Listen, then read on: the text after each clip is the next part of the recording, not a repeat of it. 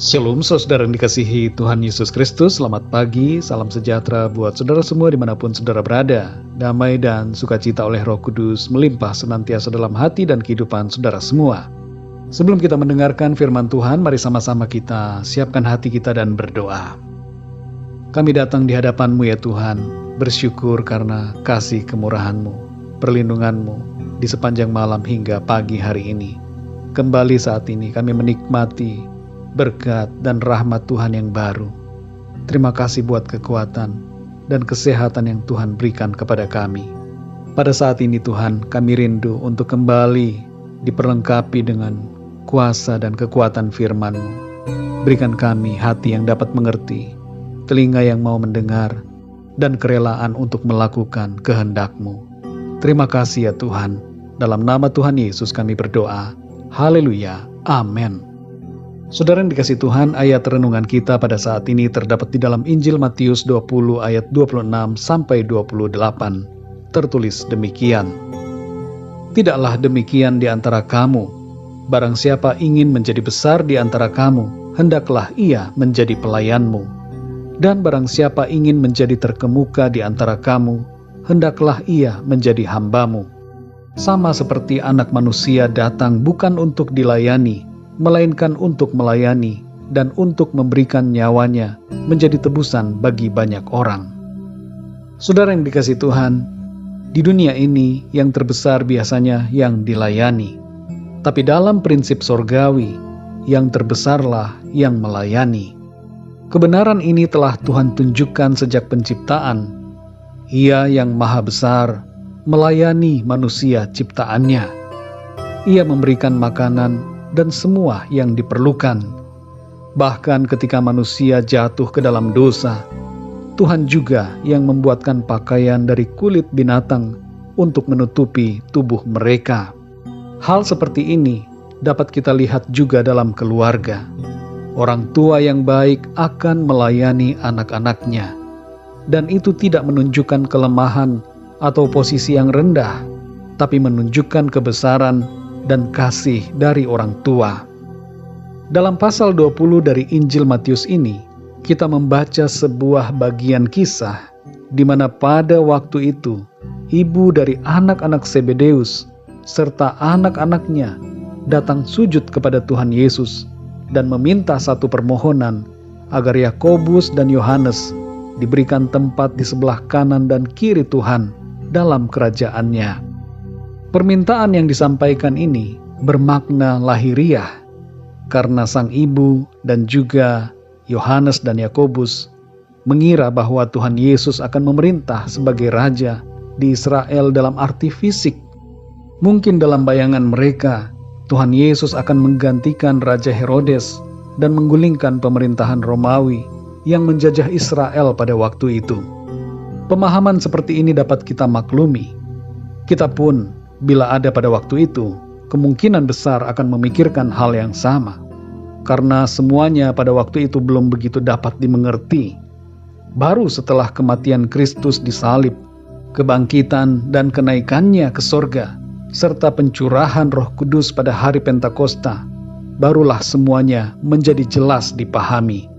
Bahwa Tuhan Yesus menjadi Raja, bukan dalam arti duduk sebagai pemimpin pemerintahan di salah satu negara di bumi ini, tapi Raja dalam arti sebagai penguasa dan Tuhan atas alam semesta ini. Saudara yang dikasihi Tuhan, manusia kecenderungannya adalah ingin terpandang, terkenal dan berkuasa. Tapi Allah sendiri telah datang sebagai manusia, merendahkan dirinya dalam rupa seorang hamba. Ia menjadi budak. Dalam bahasa Yunani disebut sebagai doulos.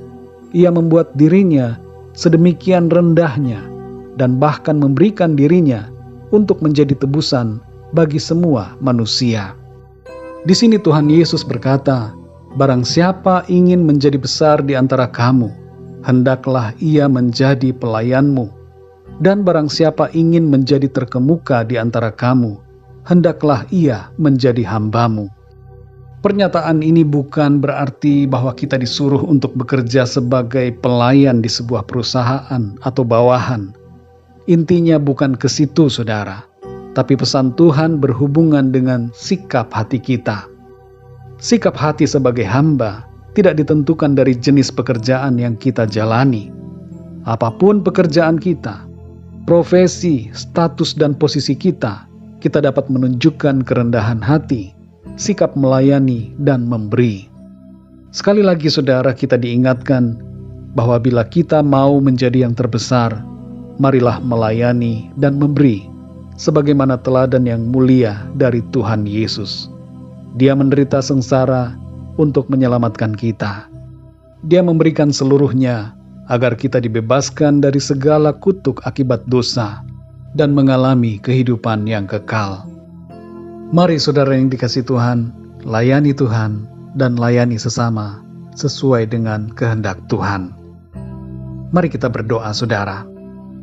Bapa kami yang di sorga, Bapa di dalam nama Tuhan Yesus Kristus, terima kasih kami mengucap syukur untuk firman-Mu yang mengajarkan kepada kami untuk memiliki sikap hati sebagai seorang hamba, seperti teladan yang Tuhan telah tunjukkan kepada kami.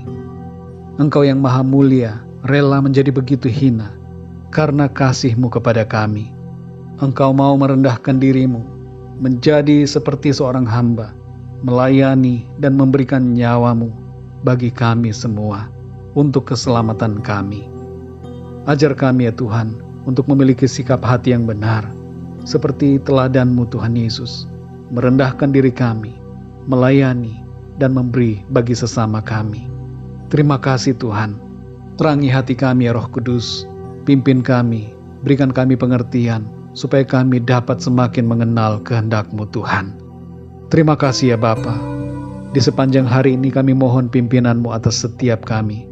Berkati kami dalam segala aktivitas, tugas, pekerjaan, pelayanan kami. Dalam segala sesuatu, biarlah nama Tuhan senantiasa kami muliakan. Terima kasih ya Tuhan. Kami berdoa untuk setiap dari kami yang sedang mengalami masalah, pergumulan, persoalan, sakit penyakit, masalah dalam rumah tangga, pekerjaan, dalam keluarga, pasangan hidup, dan segala masalah-masalah lainnya.